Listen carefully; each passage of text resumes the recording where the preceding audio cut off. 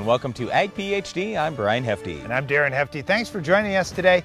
We're going to talk about something that maybe you haven't thought about in your whole life. If you've been raising winter wheat, for example, forever, did you realize there are some great pre-emerge herbicides that you can spray on before you've even planted the crop, before the crop's up out of the ground, that can control weeds for you for a long time into the season?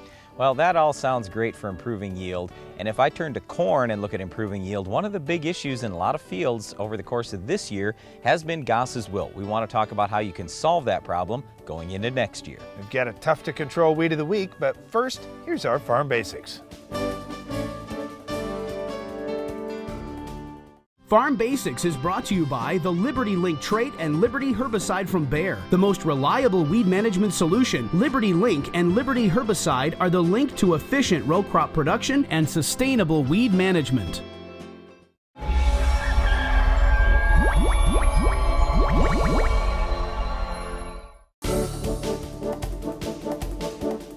Our Farm Basics topic today is cannibalization in crops. And as soon as we throw that out, you probably go, what in the world are you guys talking about? Well, what this is, it has to do with nutrients in the plant. Well, we are talking about hungry corn plants, for example, but they don't go over and eat another corn plant. They actually take nutrients that are already in the plant in a different plant part. So, for example, let's look at corn. We get to the end of the season and everybody wants to see this great big ear of corn, right? That's success, that's yield, that's how farmers are going to get ultimately paid. Well, what that ear of corn represents is a whole bunch of nutrients. So as the hybrid is trying to finish that corn off and fill those kernels up, it needs lots of nutrients. Where does it find it? From other parts of the plant. So all of a sudden you see the leaves go brown. You see the stalks start to get a little more brittle and brown. That's because that ear of corn is robbing all the nutrients from those areas. This cannibalization occurs not only in corn, but in soybeans and wheat, really in every crop. So during the course of the season, you're going to find that these nutrients that end up going into the seed, they're all throughout the plant. But they do go to the seed, and here's the reason why. Because all plants have one purpose, and that is to reproduce. That's the whole goal. And it doesn't matter when that plant came up, whether it's a crop, it's a weed, anything else, doesn't matter. It's trying to finish. It's trying to reproduce. So whatever seed it views that can potentially be viable, that's the seed that it's going to fill, that it's going to rob nutrients from the rest of the plant and put that into the seed, put all its energy into the seed, into reproduction. Okay, so what if a plant runs short of nutrients and it thinks, wow, I don't know if I have enough nutrients to really fill that seed. It's going to start cannibalizing earlier in the season. That's where farmers run into problems. That's where you see problems in your garden too, where all of a sudden the plants fall over or those kinds of things. Well, it ran short of nutrients and it's trying to move them up into that seed. You have to make sure you have plenty of plant food out there. Now, if you have an abundance of plant food and the plants have as much as they could possibly ever need, well, then it's great. The plant stays healthy all the way towards harvest and fills out, and you have fantastic quality seed in most cases. So here's the challenge for farmers. They need to do some soil testing. They need to test that plant tissue throughout the season and make sure that they have ample supplies of plant food. Well, once again, this cannibalization in crops simply means that throughout the course of the year, there are going to be nutrients spread throughout the plant, in the roots and the leaves and the stem, everywhere else. And the plant needs to reproduce. So it takes as much energy as it needs, it robs it from the rest of the plant, it robs those nutrients from the rest of the plant and brings it to the seed. That's what we call cannibalization in crops. Well, there may be plenty of plant food out in the field so your plants don't have to cannibalize, except that weeds could be stealing it away from the plants. That's why it's important to control weeds like our Weed of the Week. Can you identify this week's weed? Technology is constantly changing the way we farm. Hypro Innovative Spray Technologies are here to keep your farm at the forefront of agricultural innovation. With spray application equipment for any scenario, Hypro is here to put you right on technology, right on target. With the success of the Case IH Steiger Quad Track and Magnum Road Track tractors, it's no secret why Case IH is the leader of the track. So it wasn't surprising when the competition started imitating us. But only Case IH offers a 5-axle design to give you a smoother ride, more power to the ground, with less berming and compaction. Still, we're flattered. In fact, if we weren't already red, we'd be blushing.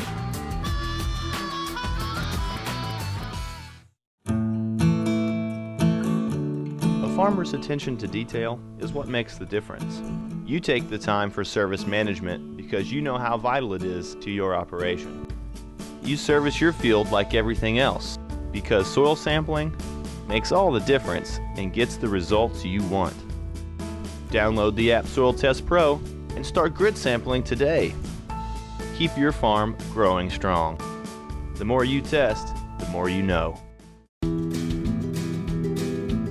We've been dealing with AgriLiquid a little over 7 years. I was skeptical, to be honest, but I watched the results from several clients.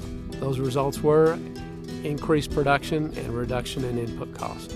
With AgriLiquid, we saw an increase in the size of the initial root mass. For ranchers, that means forage production a lot quicker. AgriLiquid works. The bottom line is profitability.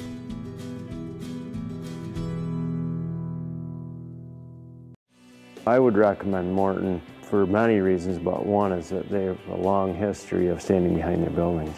Our sales experience with Morton was a nice experience. You know, they told us what it was going to cost, what it was going to be, you know, how it was going to run, and it worked out really well for us. Morton has built me one heck of a nice building, and it should stand for a very, very long time. I was very happy with the workmanship. Check us out online at mortonbuildings.com.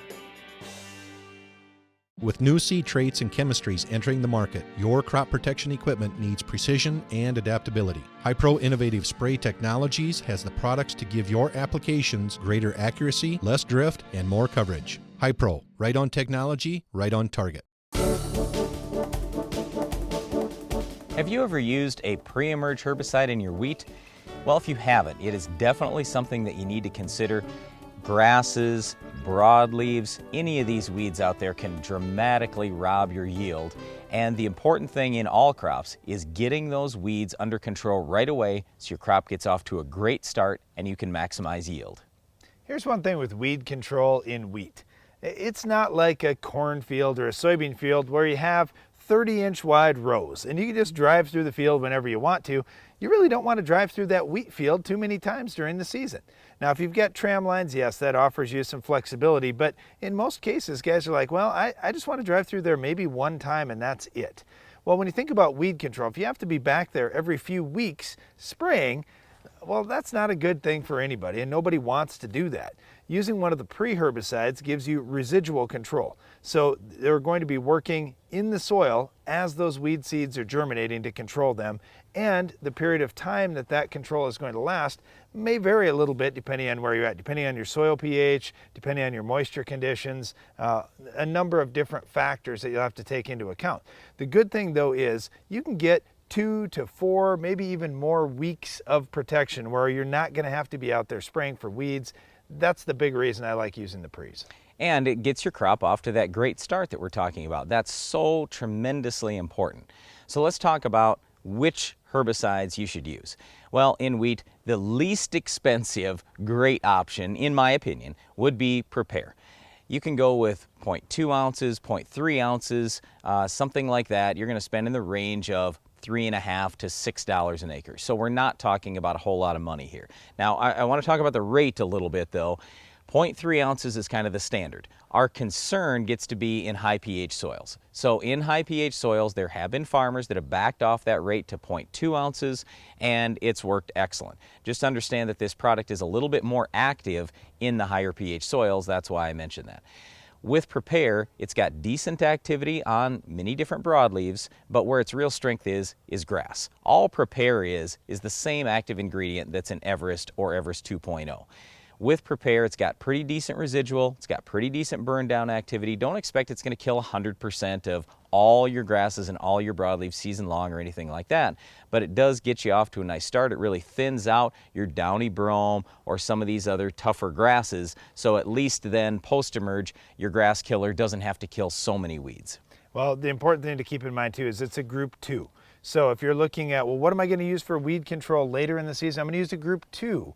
Okay, well, you may consider that as far as I might have to switch up what I do later on because I've already used a group 2 now. Yeah, and a group 2 is ALS. Yep, group 2 is ALS. So group 1 would be the ACCAs. And yes, that's absolutely something that you want to keep in mind. And a lot of people, as soon as we say, oh, it's an ALS, they go, oh, I got all kinds of ALS resistant weeds. Well, look, all your weeds are not ALS resistant. It's still going to give you pretty decent control. But if you want to change things around, there certainly are other products you can use. All right, let's debate this just a little bit, Yep. because you've got Prepare, and that is inexpensive. I Right. get it. The length of residual is not as great as some of the things like Outrider or Olympus and some Well, of that's a those whole different deal. long-lasting That's a whole products. different deal. So Well, if you but guys say, are I've using got bad Olympus. downy brome, Guys are then using I'm going Olympus something Pre. else. Yeah, so do you use Olympus Pre? What's Okay, the cutoff? yeah, but here's the whole thing. With Outrider and Olympus, you've got a lot more carryover. That's what I worry about. So if you say, I'm wheat and soybeans, I'm not using Outrider or Olympus, I'm going to use PowerFlex. So PowerFlex, Outrider, and Olympus are by far the best winter wheat downy brome products.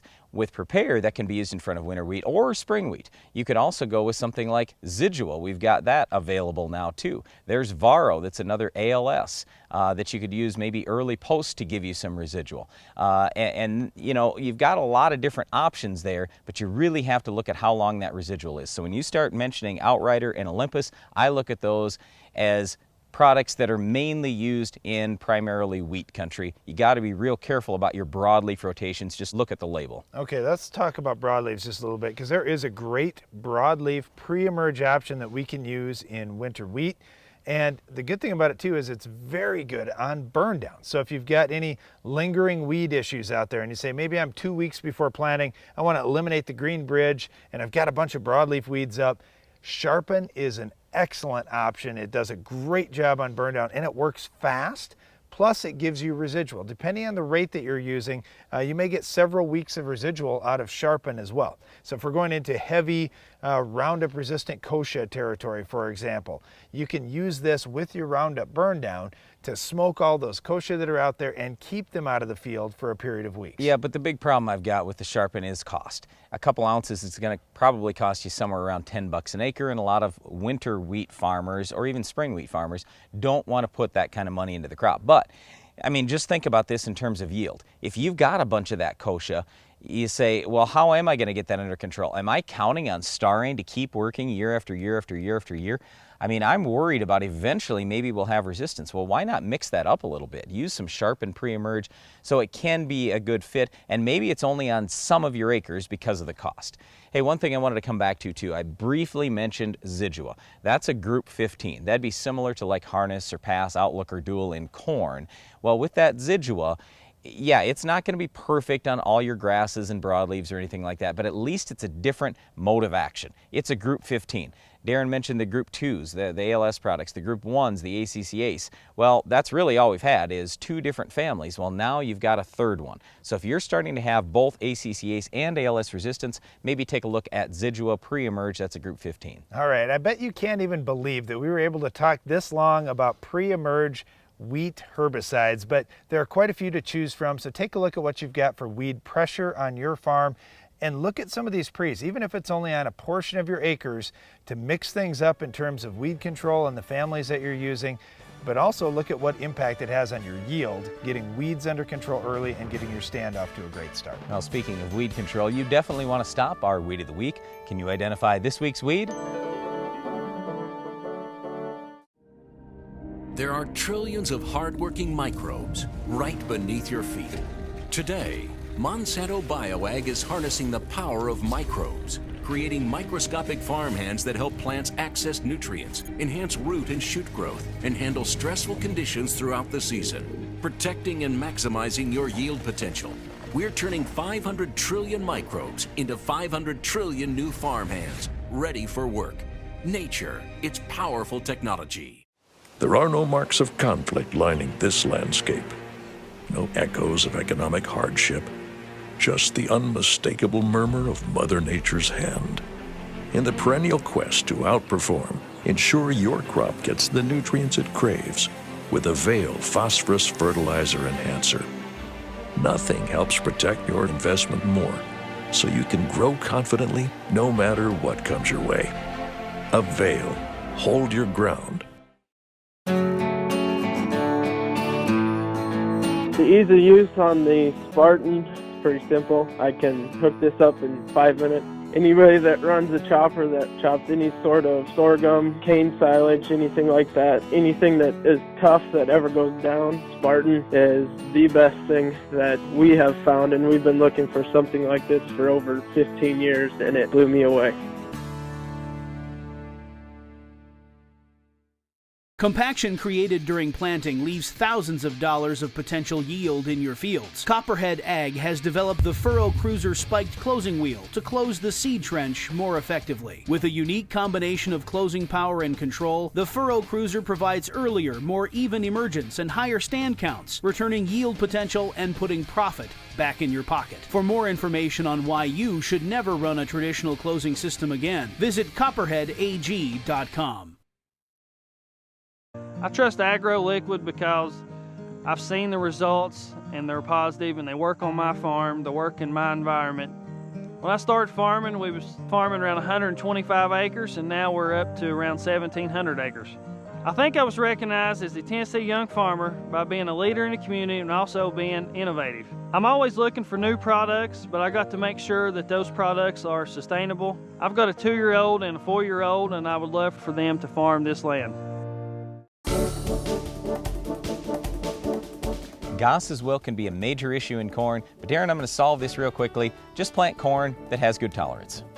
That is not a solution. Yeah, that does help. Well, wait, that does help. That is the solution. I mean, that's one of the best solutions that we've got. Yeah, I'll agree with you there. You definitely want to start there. If I want to plant the hybrid that can handle it a little bit, right? But it's still not going to stop it. There's no resistant hybrids at this point that I'm aware of that, you know, Gosses just can't possibly infect. So we've got to look at a number of different things. The other one that's really big, Brian, is crop rotation. Yeah. Wherever we see continuous corn, yeah, that's where it gets a lot tougher to stop It's Gosses. always that way. If I've got a problem in soybeans, well, don't plant soybeans. You're just telling me if I got Goss's wilt, I got a problem in corn, don't plant corn. I'm not saying well, you can't obviously, plant ever. I know.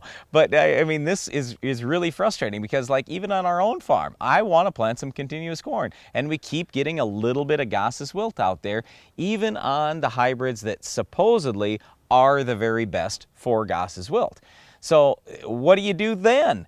And that's where I get to, hey, maybe you have to do some tillage. Now, I don't want to do tillage, and that gets to be our problem. I'm trying to go out and strip till in our corn, for example, in continuous corn, and it works great. We're building the soil. We reduce erosion. All these things are awesome, except for the fact that we're still not completely preventing Goss's wilt. All right, let me give you an alternative. If you're in those situations where you say, man, I just don't want to do tillage, but I've got a Goss's issue and I want to try and eliminate some of that residue.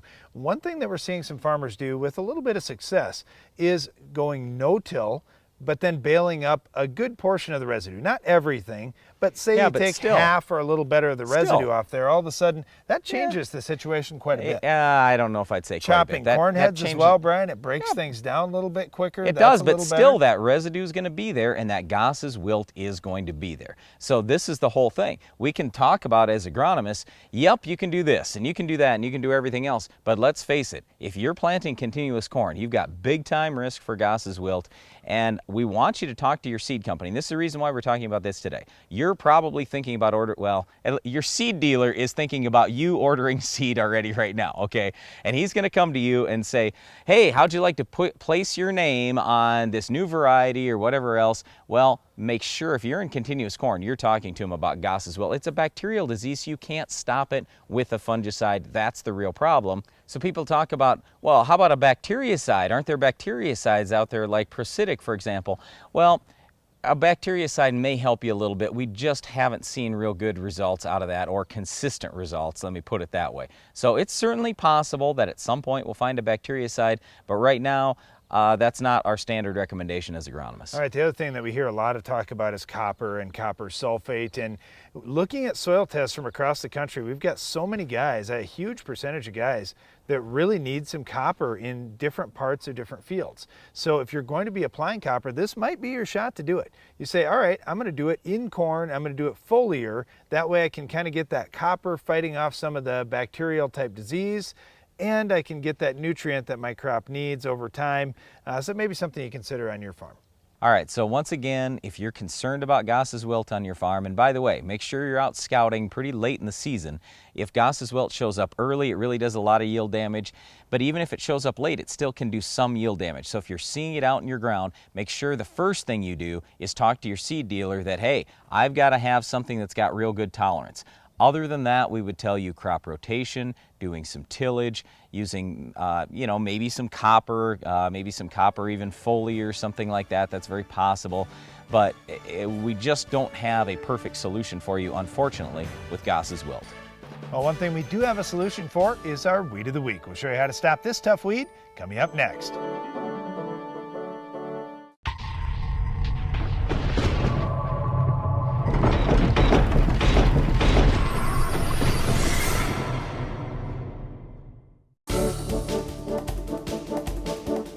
Darren and I right now are standing by the edge of a field where there's some trees just off to the side, and anytime we've got some trees right next to a soybean field, for example, we get really concerned about our Weed of the Week, buckthorn. All right, here's why. Because in soybeans, one of the worst problems that we see is soybean aphid. And where do the aphids overwinter?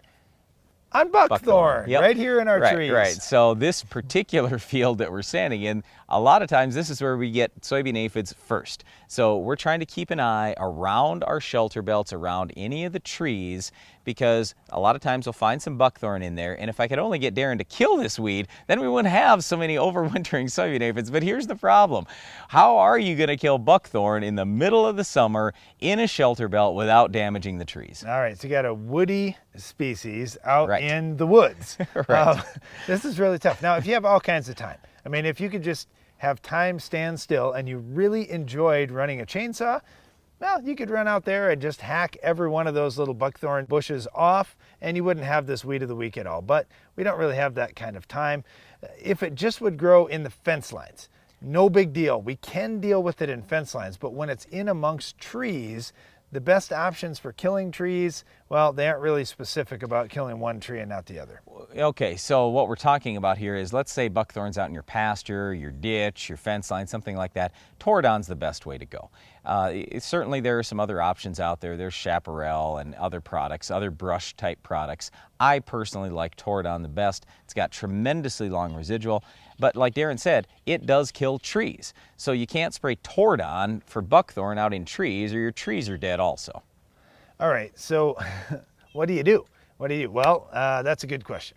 Maybe your solution is I'm going to spot spray some Roundup out there. How good a job will Roundup do on a woody species like this?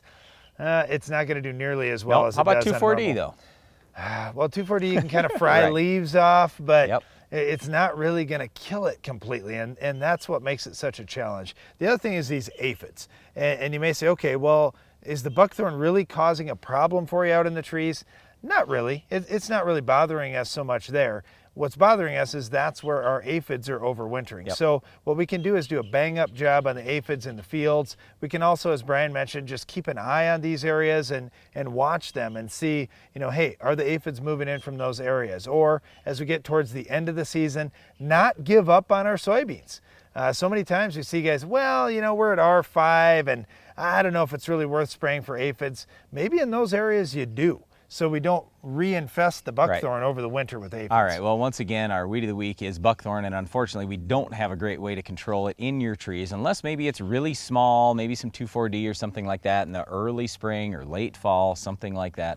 But otherwise, just kind of keep in mind, buckthorn supports soybean aphids, so anywhere you've got trees, anywhere you've got buckthorn, that's where you got to spray aphids typically first. Let's turn our focus out of the trees and back into the field. Our Iron Talk is coming up next. Introducing the SoilMax ZD48, the newest addition to the SoilMax Gold Digger lineup. The first plow designed for smaller class tractors, the ZD48 has been tested on tractors weighing between 10,000 and 16,000 pounds with excellent results. Designed for row crop farms, vineyards, irrigation, and specialty crop farms. The SoilMax ZD48 will install tile up to 48 inches deep, as well as install 3 or 4-inch tile. The ZD48 truly opens up the world of tile installation to more farms than ever before.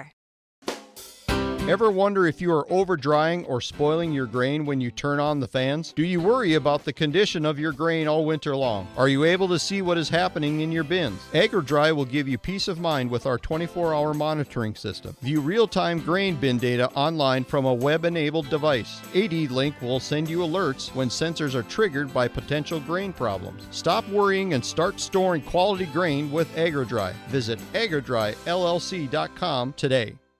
Apply Gypsoil on your farm to add cost-effective sulfur to soils and improve soil structure. Gypsoil increases calcium and helps flush excess magnesium in tight soils, improve air and water infiltration, and reduce problem wet spots and crusting. Better soil quality means better water quality, so Gypsoil is good for the environment too. For more information about putting Gypsoil to work on your farm, call 866-GYPSOIL or 497-7645. Visit online at gypsoil.com. Are you looking for an easy way to apply dry powdered products to your stored grain? Do you want to use the applicator recommended by industry leaders for products like Diacon-D and other dry powder products? Changing Time CT applicators successfully apply a diversity of products quickly, easily, and accurately. The innovative CT applicators are designed to give you the most accurate application of products such as talc, inoculants, fertilizers, and other dry products. For commercial use or on the farm, you need the applicator industry leaders are using. CT applicators for the changing times. There are no marks of conflict lining this landscape. No echoes of economic hardship. Just the unmistakable murmur of Mother Nature's hand.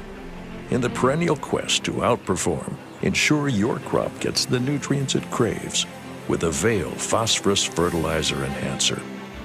Nothing helps protect your investment more, so you can grow confidently no matter what comes your way. Avail. Hold your ground. Iron Talk is brought to you by Case IH. The AFS Connect Farm Management System from Case IH connects you, and only you, to the information you need most from your equipment, from anywhere, at any time. AFS Connect, only from Case IH.